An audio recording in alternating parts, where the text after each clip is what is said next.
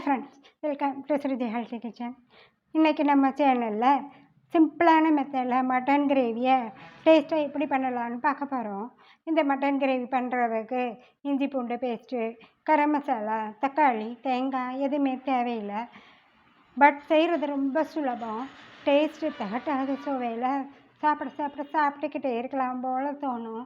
இது சாதத்துக்கு மட்டும் இல்லை, தோசை, பூரி, சப்பாத்தி, இட்லி எல்லாத்துக்குமே அருமையாக இருக்கும். சரி, இந்த சிம்பிளான மட்டன் கிரேவியை எப்படி பண்ணுறதுங்கிறத இப்போ பார்க்கலாம்.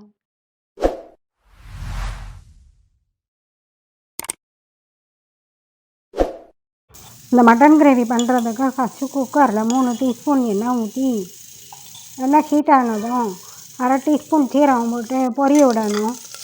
சீரகம் பொரிஞ்சதும் வெட்டி வச்சுருக்கிற 200 கிராம் வெங்காயத்தில் கொஞ்சம் அளவு மட்டும் போட்டு அதை வதக்கி விடுங்க. வெங்காயத்தை கண்ணாடி பதம் வர்ற வரைக்கும் வதக்குங்க. வெங்காயம் ஓரளவு வதங்கினதும் நம்ம கழுவி வச்சுருக்கிற 1/2 கிலோ மட்டனை ஆட் பண்ணிக்கணும். அடுத்த மட்டனோட 1/4 டீஸ்பூன் மஞ்சத்தூள், தேவையான அளவு உப்பு போட்டு ஒரு 2 மினிட்ஸ் மட்டும் நல்லா ஃப்ரை பண்ணணும். மட்டன் ரொம்ப ஃப்ரை ஆகணுங்கிறதுல ஓரளவு ஃப்ரை ஆனால் போதும். கொஞ்சம் வதக்குனதும் அடுத்து தேவையான அளவு தண்ணி ஊற்றிக்கோங்க. தண்ணி ஊற்றிட்டு மூடி வச்சு வெயிட் போட்டு வேக வைங்க.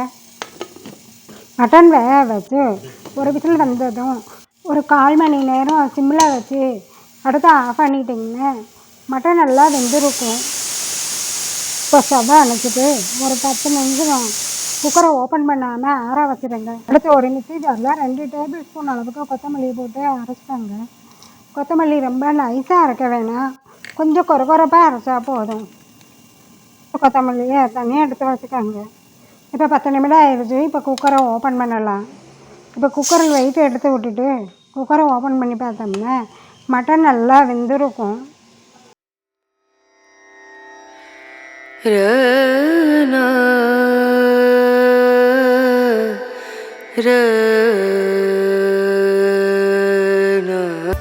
இப்போ ஒரு ஃப்ரைங் பேனில் 3 டேபிள் ஸ்பூன் எண்ணெய் ஊற்றி ஹீட் பண்ணிக்கோங்க. எண்ணெய் ஹீட் ஆனதும் 3 இல்லது 4 மிளகாவத்தலை கிள்ளி இந்த மாதிரி போட்டுக்கிடணும்.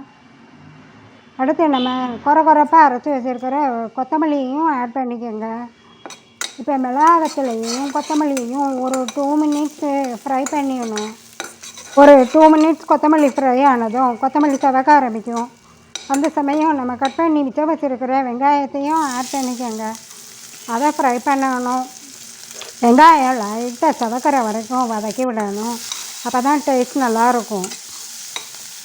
வெங்காயம் ஓரளவு ஃப்ரை ஆனதும் அடுத்து நம்ம வேக வச்சு ஆற வச்சுருக்கிற மட்டனை வேக வச்ச தண்ணியோடு சேர்த்து ஆட் பண்ணிக்கோங்க.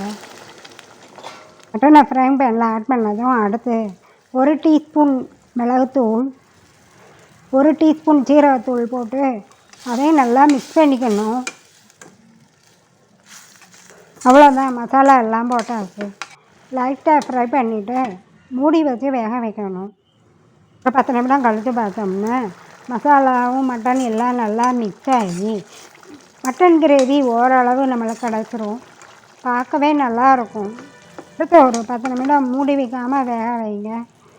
தண்ணி சீக்கிரம் வற்றி எண்ணெய் பட்டு மட்டன் கிரேவி ரெடி ஆகிடும். சிம்பிளாக பண்ணக்கூடிய அதே சமயத்தில் டேஸ்டான மட்டன் கிரேவி கிடச்சிருச்சு. இந்த மட்டன் கிரேவி சாதத்துக்கு மட்டும் இல்லை, சப்பாத்தி, பூரி, இட்லி, தோசை எல்லாத்துக்குமே அருமையாக இருக்கும். திகட்டவே செய்யாது. நீங்கள் செய்து பாருங்கள். எப்படி இருந்ததுன்னு சொல்லி கமெண்ட்ஸ் பண்ணுங்கள், லைக் பண்ணுங்கள், மறக்காமல் சப்ஸ்கிரைப் பண்ணுங்கள். தேங்க்யூ. 1 2 3 4